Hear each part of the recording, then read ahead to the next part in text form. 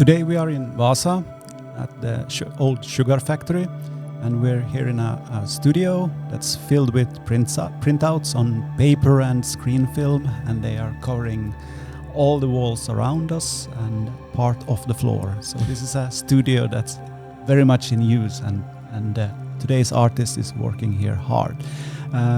Today's artist is Janika Herlevi, and this is the Invisible Cities podcast. My name is Joakim Jukki Finnholm. My name is Anneli Holmström. And my name is Janika Herlevi. Okay, Jannika. So I thought we could maybe start with, you could maybe introduce a little bit about yourself as an artist. Perhaps you could begin by telling us what kind of materials you're working with. Maybe you could talk about the materials that you have worked with, how that's changed, where you're at this point now. Yeah. Well, I graduated already in 2001 from the Swedish Polytechnic. It was in Nykarleby at that time. So I've been doing this for quite a while already now. And in the beginning, I think it was more about drawing and painting, but I've always used paper. So paper is kind of like the material that is the most familiar for me and the most how should I say, precious, that I love paper. So, but it was mostly just the drawing and the painting in the beginning, very expressive. And then at some point, the printmaking thing kind of like drew me in. But obviously I'm also still using paper. So I'm making intaglio mostly. At the moment, I'm kind of like diving deep into this photopolymer material that I've been doing mostly now these past 2 years or so. Photo-based quite a lot, but also kind of combining that with like different kinds of things like drawing, basically. Yeah.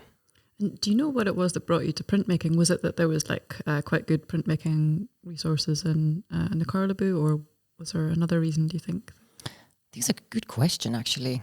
But I think I already was very into that sort of stuff when I was younger. When I went to this, when I was really young, like in my childhood. And I had like art as a hobby always. So I remember already then when I went to this like drawing school, and we had some like very traditional printmaking things that we were doing.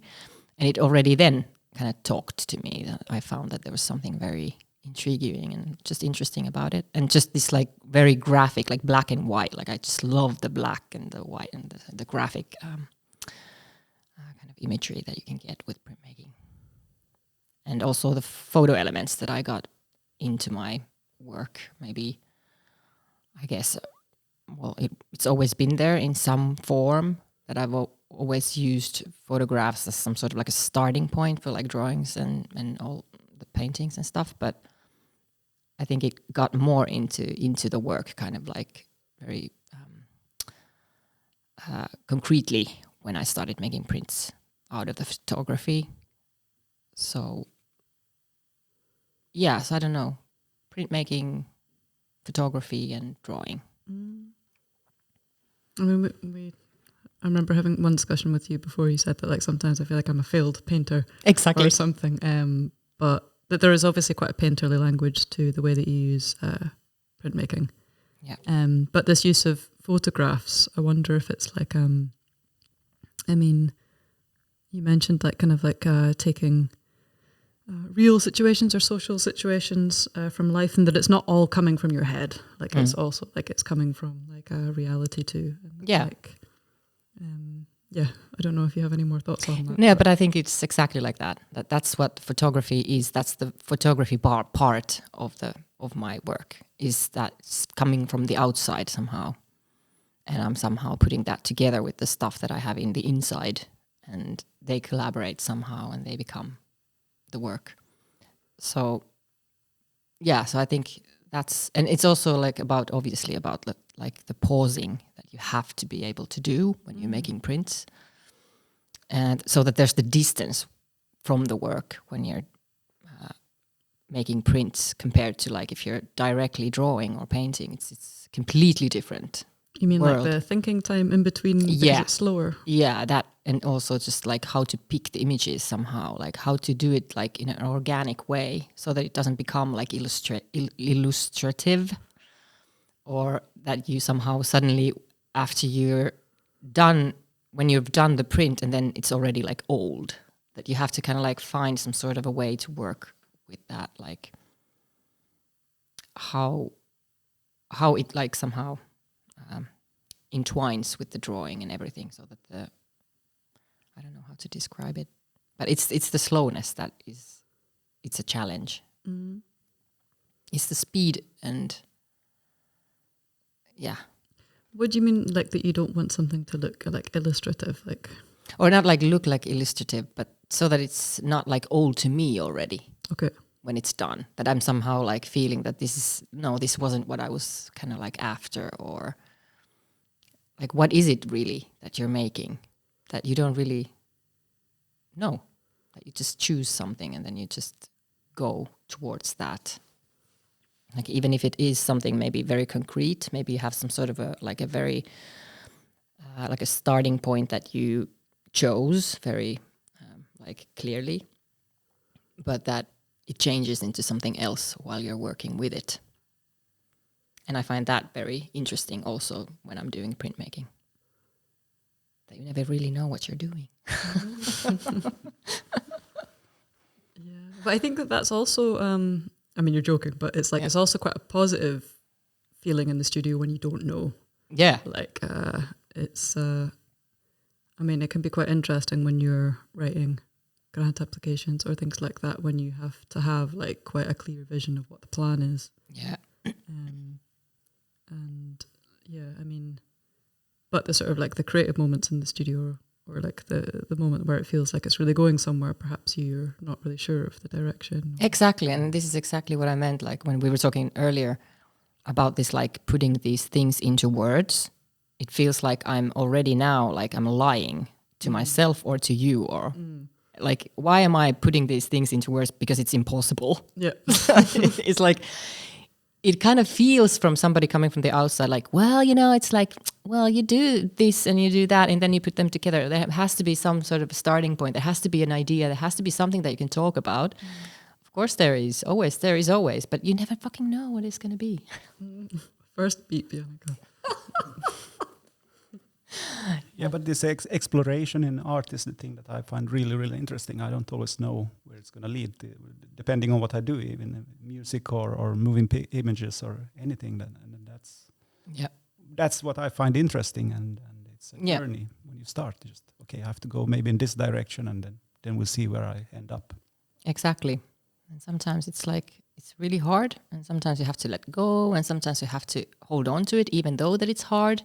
So it's like finding that balance, like knowing when something is wrong or when it's right, that you just have to kind of like learn to live with yourself and your work with that, like not knowing. What does like a good day in the studio look like for you? Well, I'm pretty much like, I work every day. I have like weekends off nowadays, but I would still maybe come also during the weekends if I didn't force myself not to. But I usually, I bike here. I live, I don't know, something like 4 kilometers away. And I come in the morning usually around 9, a little bit maybe after 9. And then I leave sometime around 5.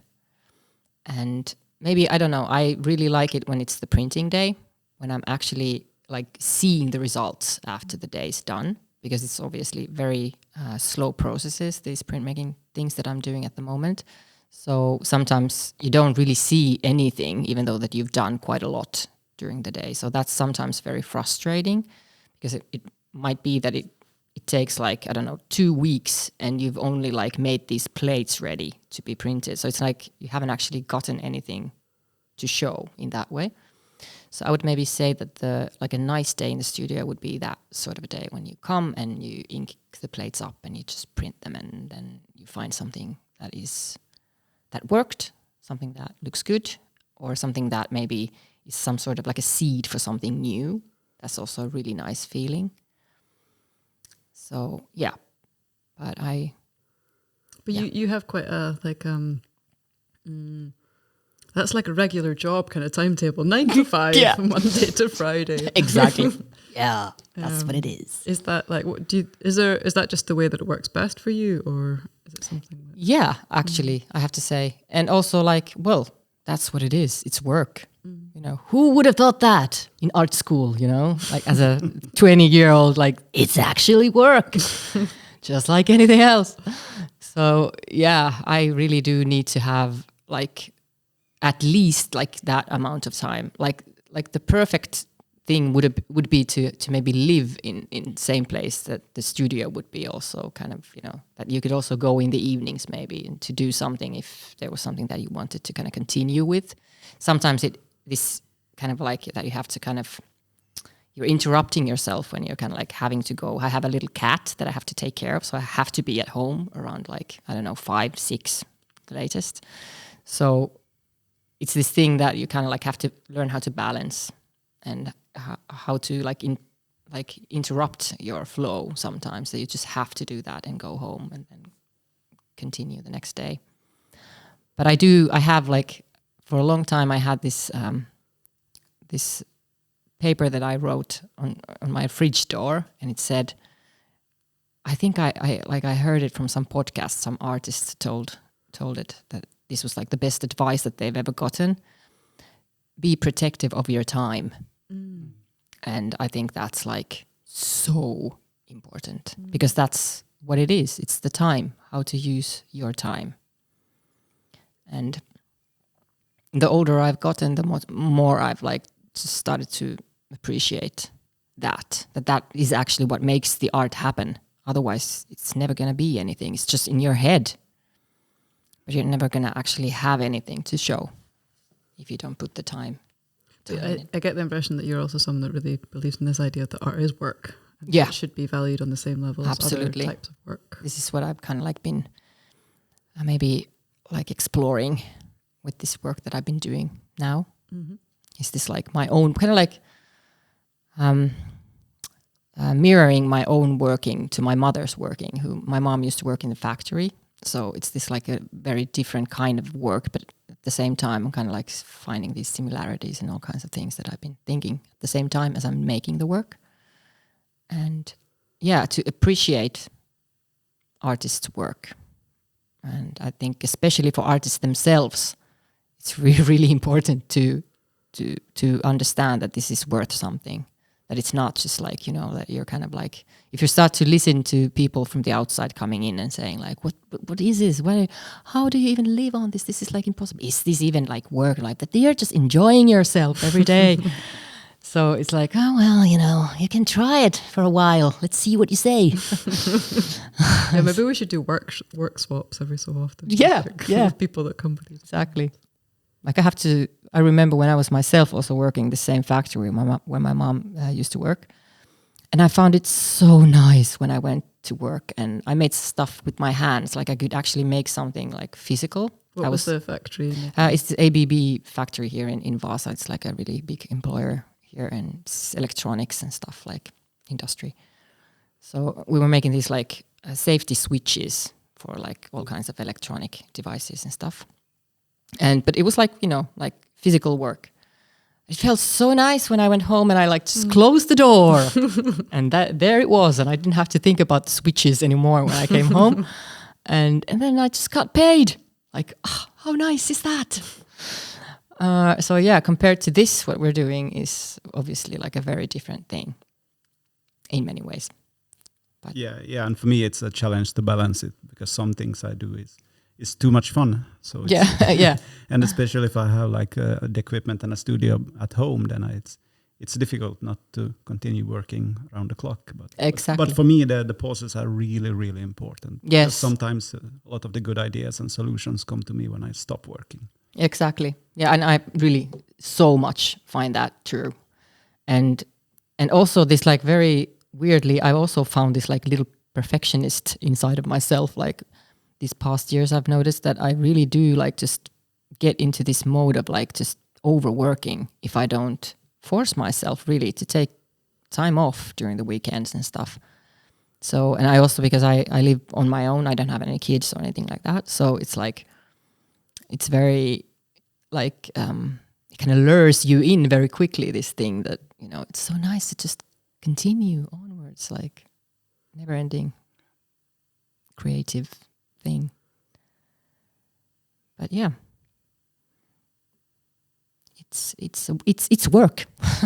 But this Absolutely. this project that you're doing at the moment, perhaps you could maybe just introduce briefly a little bit about it. You don't have to you don't have to nail it down to the wall or anything like that.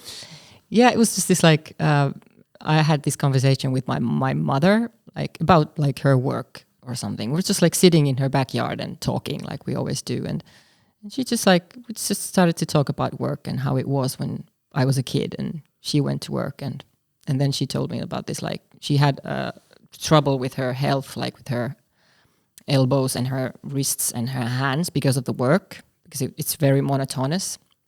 So she had, like, I remember in the 90s, like she was really sick because, well, not sick, but like it was like aching everywhere because of her joints were so kind of like ruined because of the work. And she's always been very creative, like making knitting and sewing things. Like she's really, she has a really like the perfect color eye. She's like really creative in that way. But then she couldn't do that anymore because of the work, because the work kind of like took that creativeness out of her, because she couldn't do that anymore because of the work kind of ruined her hands. So then I just kind of like started to think that, okay, like this could be something interesting.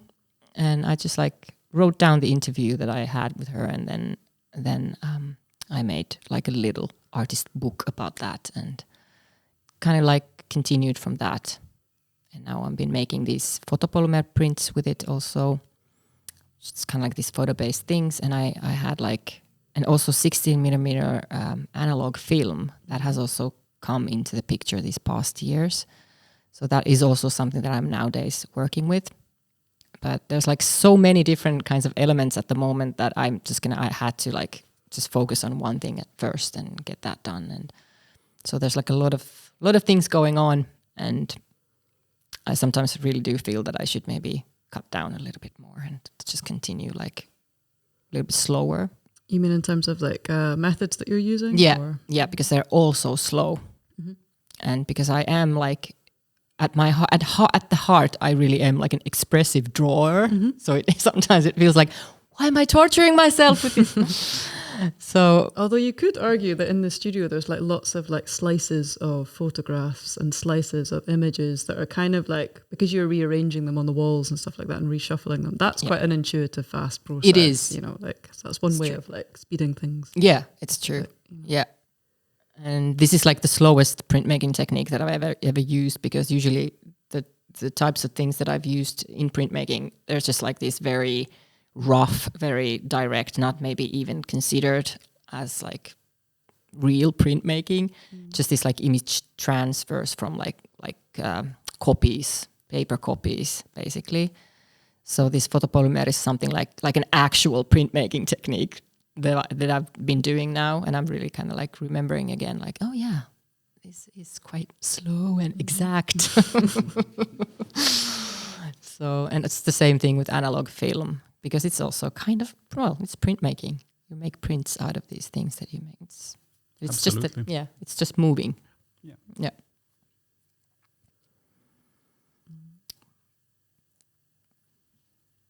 So for you, when a work is resolved, is it the moment of like exhibition? Like, and how important are exhibitions for you in terms of like resolving a body of work? Or, well, I think for sure they are really important. Also, just so that we can have to put something like together in some form, some finalized form. I find that in that way it's extremely important to have exhibitions, or just exhibiting them in some form, or, you know, like showing something to people. Like, I think that is something that as an artist you can have to do. Otherwise it's just you doing something for yourself. So yeah, they are very like important. But I haven't actually been like, I haven't done like many like solo exhibitions, but I have one coming now in southern parts of Finland this fall, autumn, in October, November in Galleria Arni in Espoo.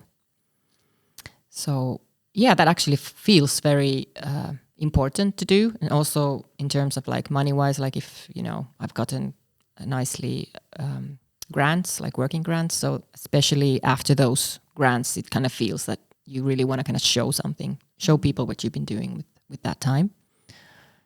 And yeah, I find that they're really important. I mean, when I was kind of like looking at your previous exhibitions and stuff, it often seems like the installation element is also like a very important part of like holding it all together as a structure. Yeah. Like, that even you can be working with like multiple images, but the way that they like resolve themselves together as one whole, like, I don't know, structural shape is also, it's the last yes. like, layer of things. That's so true. Yeah, it kind of like becomes what it is in that space. The exhibition space. They kind of build it up into something. It can also be shown in different ways, maybe. Mm-hmm. That is also like maybe something very typical for my work or the way that I work, is that you can kind of like, that you can build the stuff up into like different kinds of forms or like show them in different ways. It's a bit of a reach, but this is the way that I see it, that it's like these kind of social structures that often like are underlying a lot of your work, whether it's like gender or these kinds of topics, like the sort of like the structure that you put all the photographs in. Yeah, exactly. That's a good way to put it. Yeah, that it is this like kind of like soft bodies in hard structures or something like that, or that's maybe kind of like behind. That's what I'm thinking maybe when I'm making them. Not to say too much what I'm thinking when I'm making, because I also feel that's like lying already. Like, but it's because it's a feeling, and it's like this tactile thing that you have like to the material. And when it's a really, really, really tricky thing to start talking about it too much, I find. But yeah, I think you're right. Yeah, but when you say like it feels like lying sometimes, like I wonder if it's like, when we discussed this before about like, that you can be reading these different books that influence you, or can like give you some inspiration for an idea, but it's not necessarily like you're really true to those references in the beginning, because you might not understand them fully. Exactly. Exactly. Like they might be sort of like quite difficult academic books. So you have taken like little bits and pieces that have got you going with something, but like you might not feel like an expert in that subject. It's exactly like that. Like this Caliban and the Witch. This book, extremely interesting. It just like completely blew my mind. It's this Italian feminist academic, Silvia Federici, wrote it.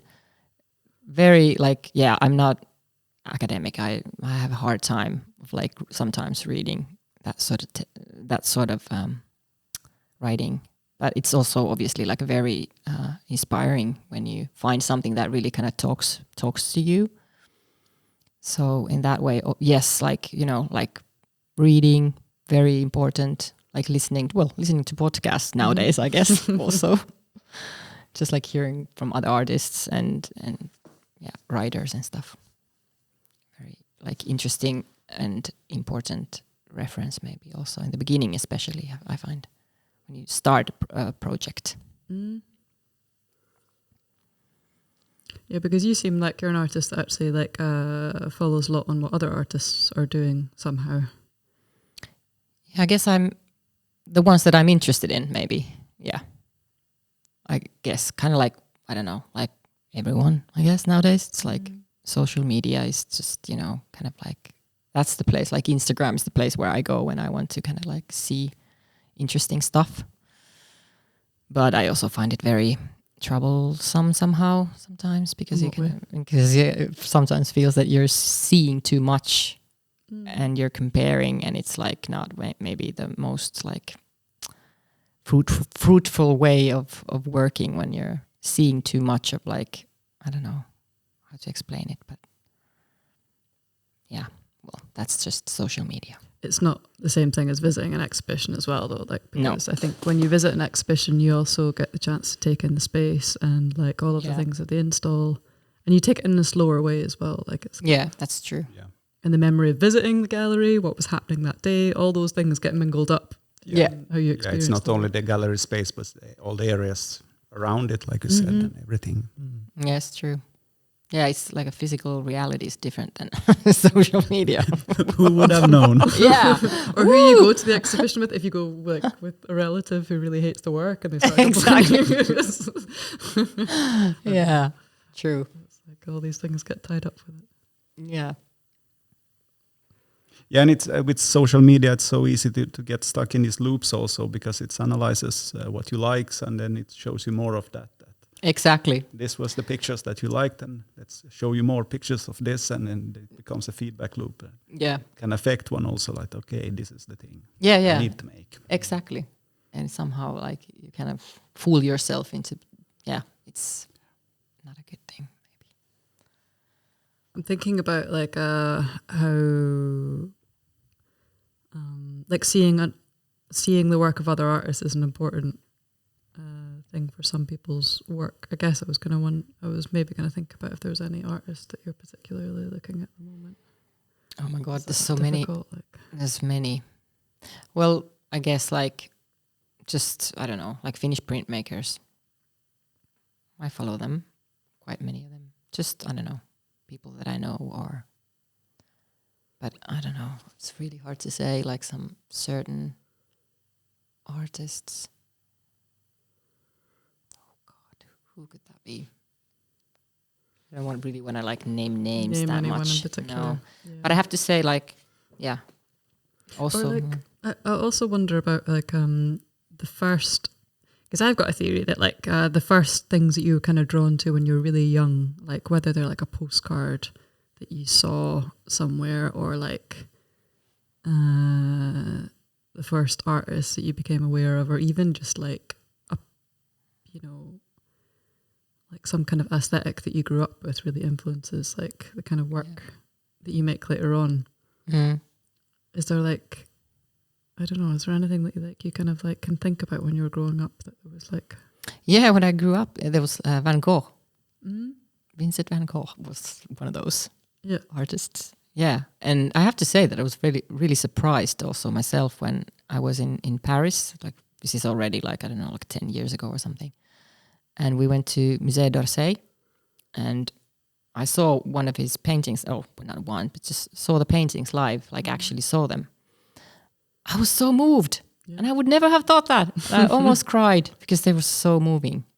So that was like a very like big, like somehow realization of like. Is it because you'd maybe forgotten that they were so important? Might be, yeah. I wasn't expecting it to happen that way.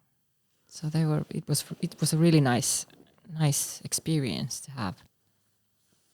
Yeah, and then maybe also when I was in my art school years, I remember Salla Tykkä was one of those artists that I found very like. What do they work with? I don't know as artist. Video artist. But I think she was also like graduating from Kuvataide Academy at that time. Now she's teaching there, I guess. But her work was like very moving somehow. What kind of subjects is she working with? I think this particular work I remember just going and seeing. This was like the graduation exhibition that they had. It's called Lasso. And I found that it was just spot on into this feeling that I had as a woman or as a young woman. Just I guess like for me at least that's what it was about. It was this young man with the lasso and being like very kind of like moving around, and the woman behind a window like in the rain watching him through the window. I think now that you're talking, I've heard about you describe this work and I've never seen it. I need to look it up. Yeah, but I don't know. And maybe nowadays, Ellen Gallagher, I really love her work. Just basic, only like just already just the materiality that how she works with paper and print and drawing and painting and also analog film. Really, really nice. Yeah. But there's so many. I can't even.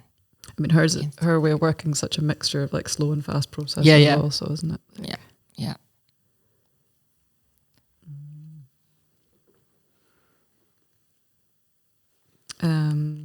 Yeah, I mean, one other thing I was wondering about was like how important for you is like feedback from other artists, and like at what point in the making process is it helpful, and like, or is it helpful? Is it better to work in isolation?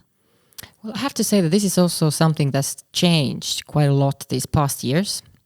I've started to notice that I really don't want to talk about it when it's not finished, and that it's actually very important for me to kind of like just me and the work. And it's a different thing then when you are at some stage already with the work, so that you kind of like started it somehow, that it's kind of like doing its thing already.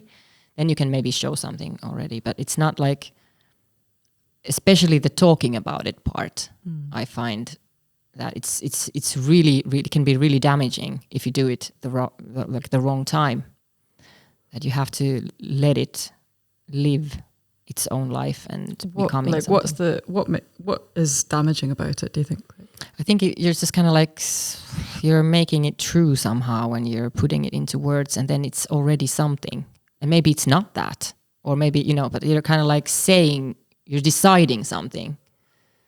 And that is just like very damaging to creativity, I think, like, because it's like playing, and you're not playing anymore when you're putting it into words, and you're kind of like saying, you're stating it somehow, that this is what it's about. But, I don't think that I can actually even say what it's about, especially when it's not finished. So, because you never know where it's going either until you give it the time that it needs. So like having that sense of openness is important. Like yeah. Yeah, but because before, I remember when I was younger, I didn't really matter to me at all. I could just like do my work in space where there would be like 5 other people, and that would not have been like a problem in any way. But nowadays I really do find that I really need my own space. Do you think that's just a perspective change in where you're at the moment as an artist, or? Yeah, and also as a person, I guess. Getting older and like just realizing that, not everything is just fun and games. That like, I don't know, getting a bit like more somehow, what's the word? Vakava. Like serious, I guess, about everything. Mortality. Yeah. Do you think you're more ambitious with your work now then, perhaps, than you were before? Yeah, I guess like maybe, I don't know, it's such a different way of like even like looking at the world that I had like maybe 10 years ago. I've changed so much, or I feel that I've changed so much, or my perspective is different now. And it has like its effect on everything. So it's really hard to even like compare. But yeah, sometimes I do find nowadays that it's almost like achingly important somehow to make good art. That sometimes I feel that I'm kind of like restraining myself even somehow because I'm so critical. So this self-criticism is also like, it's also like toxic. You should always kind of like learn how to live with that as well. And find a balance with it also. Exactly.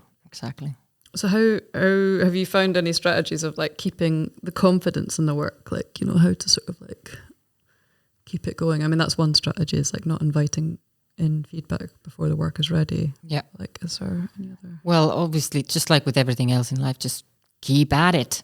Like, not to give up immediately when it's hard. It's just like with everything else in life, is like, yeah, sometimes they're like hard days. Sometimes everything turns into crap, but it's the way it is sometimes. But it doesn't mean that the whole thing is crap. Like, I have this tendency of like, if I'm really, really in these like really deep waters, and I think that everything that I've done is complete crap, and I have to stop this. The whole profession is like, I'm not an artist anymore. It's like, that I have to have this discussion with myself every once in a while. Like, okay, now maybe we just calm down first and take a look around and see that, well, there's quite a lot of stuff here. Maybe you have done quite a lot. So sometimes it's also about this thing of like not saying, like not putting things into words is so important because of that. Because sometimes like it's just this like that you would want it to be something, but maybe it's something completely different. Maybe it's good, but it's just something different than what you think it is. That can also be, you know, sometimes that you just think that because you're so focused on making something that you're not even seeing what you're making. I don't know if that makes sense, but sometimes for me... Absolutely, I think so. Yeah. Like working with other people, especially in music, that somebody can play something really good, but they don't realize that it's good or realize where it should be in the whole composition. Yeah. And once you put it into the right place, then they are, okay, you were right, it was good. Exactly. But in that way also maybe like it would be very helpful maybe to have like a curator. That is also something that I've started to kind of like understand, that especially at that time when you have like a body of work ready, like a lot of stuff that you already have. As like a grounding force. Yes. Yeah. So in that way, I would say that that's also very important in that way to show it to other people, that there would be somebody who can do that with you. It's also important, I would say. But I guess it's about finding the right people to have these discussions with. Yes. Like people that are kind of like might be interested in similar questions or... Yeah, exactly. I wonder if you wouldn't mind though, if, or maybe you don't have an answer to this, like where the shift in color has happened with your work recently, because like I would say that maybe last 5 years it seems that you've been working quite monochromatically mostly, and then like these last 2 years there's been like a shift towards like you know, using quite sort of like bright primary colors, and then this kind of pastel palette. Like, do you know where that's coming from, and you know what's kind of brought that about? I find it's very like, it's a good question. Like, why is the palette what it is? It's also, well, obviously one reason is that I'm using photographs of like these old kymppikuva, these old like physical photographs that like family photographs and stuff from the 90s and 80s. So that color palette is kind of like coming directly into the prints, because I'm using this like CMYK system of like building up the layers of color onto the prints. So in that way, they are kind of like the colors that are in the photographs. But I find that it's maybe also has something to do maybe with like the fact that this is like my mom was kind of like the inspiration, and she's very like loves color, orange, and yellow, and all the colors that I don't like myself, because I'm the one who's always dressed in black. So it's been kind of like maybe partly because of that. And yeah, maybe just, you know, something new. It was time maybe now to take in the color also. There was something about that. Was it, did it also come from that residency that you had recently? Was there like, or was that just a coincidence that you started using that printing process? Oh yeah, you mean the mono print screen printing? Yeah. Yeah, because that was also like, yeah, it's a really nice technique that I'm extremely very enthusiastic about. So this is something that I really want to get into after I get this photopolymer thing and this exhibition done. So yeah, I was in this residency in Frans Masereel Centrum in Belgium last summer. Really, really, really good residency, printmaking residency. And there were these other residency artists there, and one of them showed me this thing that he was doing. And I was like, what are you doing? You're like directly like drawing onto the screen of the screen, like the screen printing screens. And he was like, yeah, and you can just do it like this, and then just maybe just print it like this with the medium. And I was like, oh, really? You can do that? And I really got into that. Like, it's extremely important, interesting at the moment. And I'm kind of very much looking forward to getting into that more after this exhibition is done. So yeah, obviously then it's also easier to use color because it's like directly onto the screen, and you're also like just drawing. I always have these like periods of like first making something very photo based, very like printmaking based, and then that kind of like follows up with something completely like just drawing. It's almost like I'm vomiting the drawing. And it just comes out, like it has to come out. So maybe that sort of an period is coming now next. I mean, it's a slow and fast way of working. Yes, yeah. It's some sort of like shift always between those You've two. done quite a few residencies as well. Like, is it important to you to do residencies, or do you feel like they've changed your way of working by doing them? Yeah, I find that it's very important to go somewhere and to be in like a different environment. I find that that's very important also for an artist to kind of sometimes, even though that you are inside of your own head always and you're making stuff from your own experiences, and also because of that sometimes it's really kind of like helpful and just good to be in a different environment and getting like different kinds of feedbacks and meeting different people, and like you, Yeah, I met. exactly. So yeah, I find it's a really nice way of like getting in some new, getting in the new. Yeah, but it's like you say, you're always carrying your head around in your ideas that you've got from the studio. But Exactly. it's like it's a way of like shifting that out slightly, isn't it? Like, Yeah, to kind of be in the world in a different way. But yeah, and it's not something that I find that I have to do all the time. Like I could maybe say that I, like now at this moment, I feel that I don't maybe even want to go. That I don't need to be going anywhere. Like usually like before, a few years back, I was almost like every year I had some residency. Every year there was like one place that I was going to. And that was at that time, it really felt like that I needed it. Mm-hmm. But at this moment, I feel that it's something that I just want to get my hands into this screen printing, monotyping thing here. I guess there's a momentum going now. Yeah, like, yeah. And I have this really nice studio also that I've never had like this nice place ever. So this is so good that I just want to really get this thing going here and just work on. Yeah. Yeah, you've really invested in making a good working space for yourself. Like somehow, I think like. Yeah, it's really big. Everybody says it when they come in. They're like, "Oh, it's so big. It's only for you." And I'm like, "Yeah, actually, when you're making big prints, this is the amount of room that you do need because you need making as well. Yeah, and it's like you need to have all like different tables for different kinds of things. Like printmaking is like that. You know, it's like 10% or less printing and 90% of like preparing and cleaning, basically. So everything has to be, you know, it has to be enough room for these things.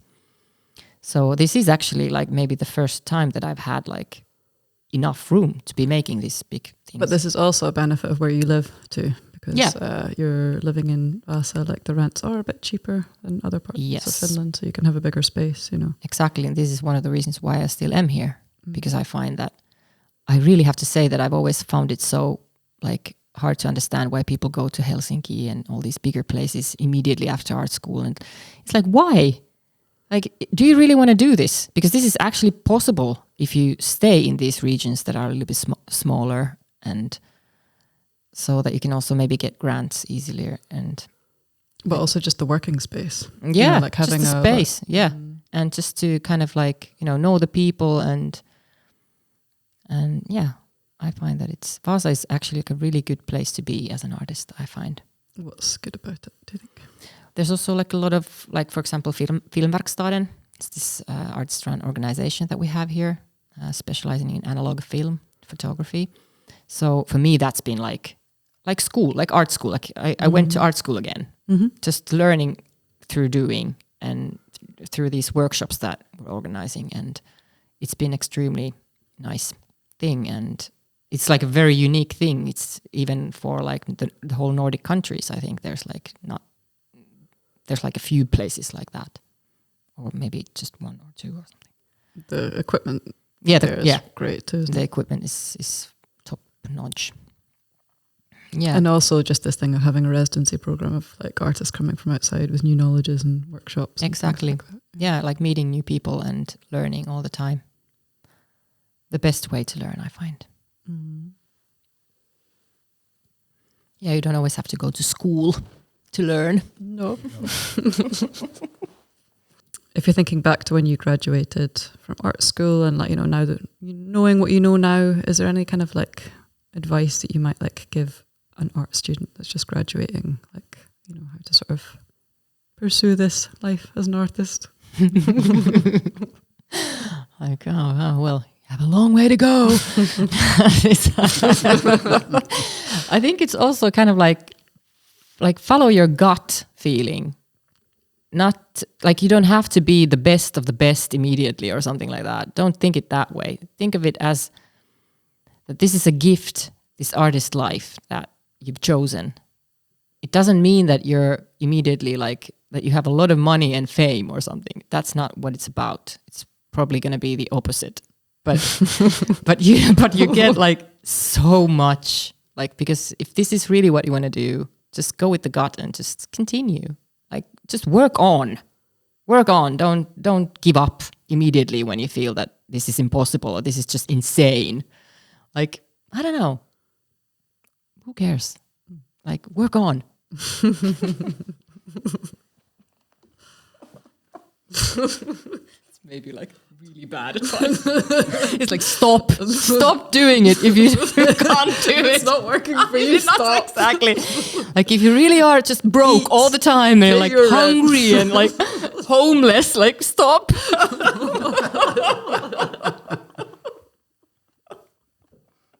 No one to stop and no one to continue. Oh my god, this is like such a stupid advice. Yeah. Maybe you can put that in there as well. Then it's like a level. You could layer them on top of Exactly. Oh god. Thank you for letting us come into your studio and having this talk with us. This is the last episode of our podcast of the first season. We hope to return with a second season or third season even, but we'll see. Finally, we reach this end of it. So, thank you for listening. Thank you. Thank you very much.